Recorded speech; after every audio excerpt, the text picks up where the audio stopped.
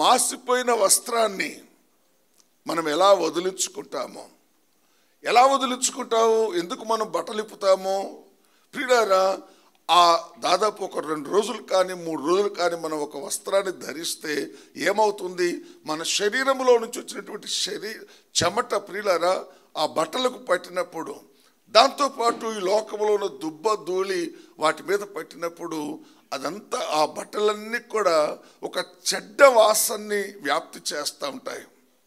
చెడ్డ వాసన ఆ బట్టల్లో నుంచి వస్తుంది ప్రియులారా. రెండవది, బట్టలు మాసిపోయేటువంటి అవకాశం కూడా ఉంటుంది.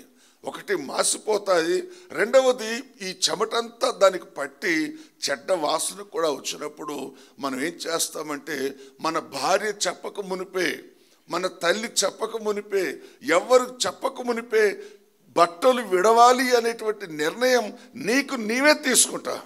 ముందు దీన్ని ఇంటికి రాగానే దీన్ని ఎడవటానికి నువ్వు ప్రియులారా సిద్ధపడతావు.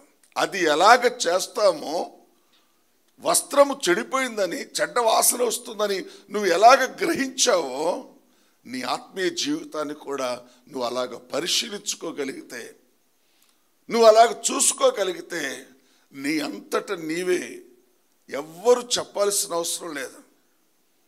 ఎందుకంటే ఈరోజు మనుష్యుడు ఒకరు చెప్పితే విని బుద్ధి నేర్చుకోవటానికి, జ్ఞానాన్ని నేర్చుకోవటానికి, సరి చేసుకోవటానికి ఎవ్వరూ సిద్ధంగా లేరు అని 20 సంవత్సరాల అనుభవం కలిగిన పాస్టర్గా నేను మీతో మాట్లాడుతున్నాను.